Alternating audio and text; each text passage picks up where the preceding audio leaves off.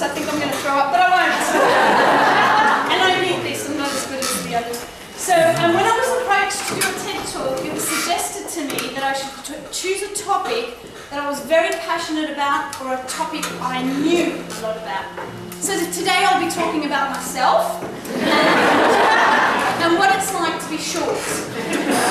I went on the internet, the fountain of all the information, to search for a politically correct term to describe a short person, and I found this one. A vertically challenged small human of minuscule stature. Then I got to thinking, what other words are regularly used to describe or are substituted for the word short? So I went to my MacBook, Thesaurus, and I found these synonyms.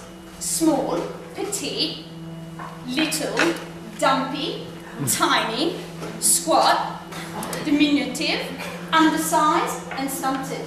Well, not all of these adjectives are very complimentary, and over the years many of these words have been used by others to describe me.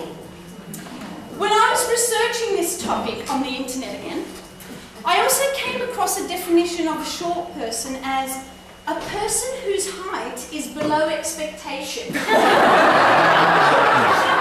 not suffering from a genetic disorder or dwarfism. Seriously? What expectation and whose expectation? By this point, I just prefer being called short. So I got to thinking again, and I thought I should come up with my own definition of a vertically challenged person, aka short person.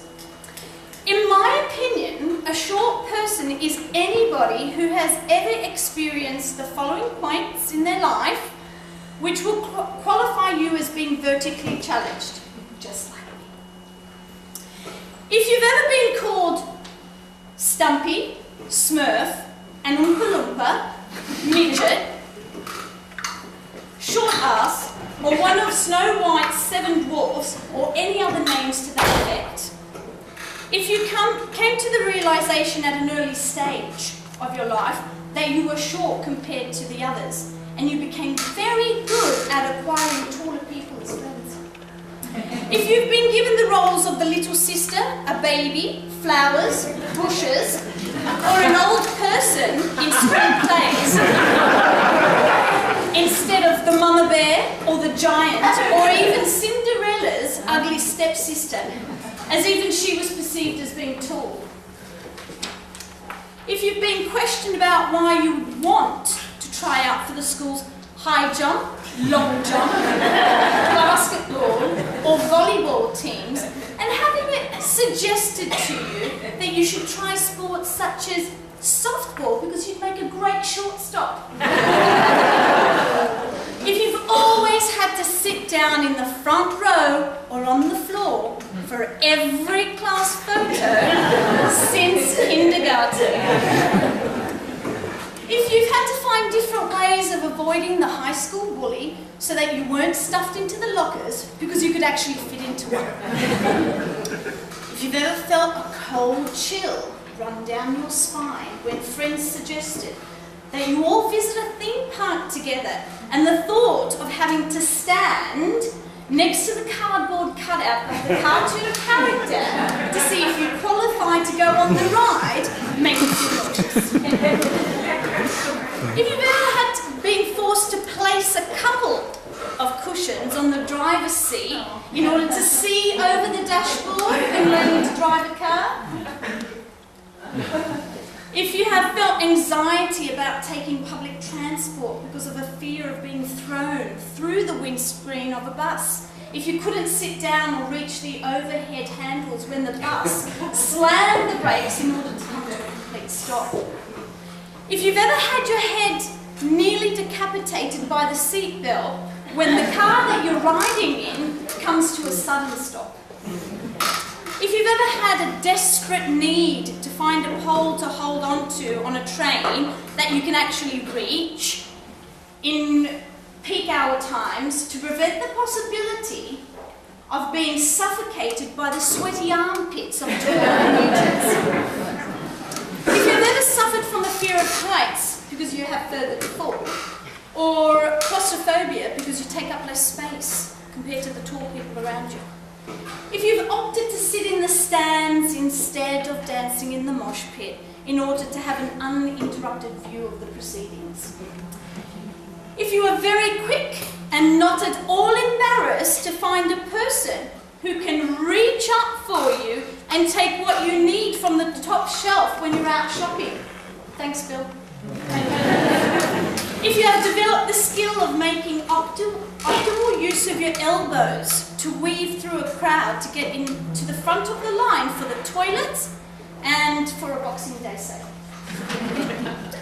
If you have to wear sky-high heels at all times for the necessity of it, rather than just trying to make a fashion statement. If you've ever had to adjust almost every single piece of clothing that you own, including miniskirts, three-quarter length trousers, and shorts.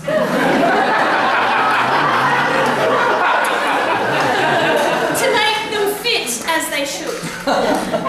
If you've been able to fit into children's clothing and shoes as an adult, and then lie to others about buying them and wearing them.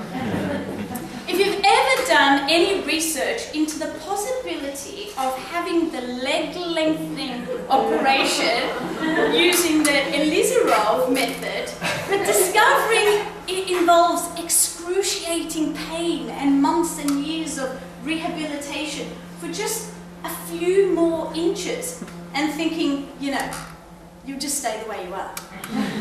If you find yourself developing a big personality, a loud voice, or talking over the top of people, or feeling a need to perform in front of your peers and the rest of the community by singing and dancing ABBA songs,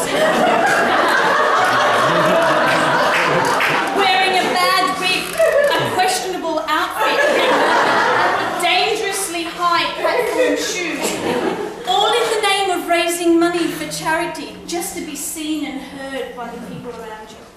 And lastly, if you've ever thought that all of life's problems would be solved if you were just a few inches taller. Does this apply to anybody else in the room? Is there anybody else willing to admit that they are vertically challenged? Brave, thank you. We vertically challenged people form an elite group in society. Our members, past and present, include leaders, artists, musicians, performers, writers, and sports people who have had a fundamental role in shaping our global society over the years with their talents and skills.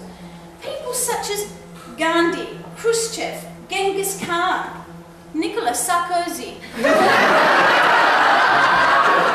Silvio Berlusconi, Vladimir Putin, Pablo Picasso, Rodin, and Voltaire. People like Igor Stravinsky, Edith Piaf, and Dolly Parton. Charlie Chaplin, Sammy Davis Jr., Danny DeVito, and George from Seinfeld. Keats, Charlotte Bronte, J.R.R. Tolkien, and Diego Armando Maradona. To name just a few of us specially vertically challenged people, allegedly all under 5'5". So I thank you all for listening, and I hope I've given you a little insight into what it means to be short or vertically challenged.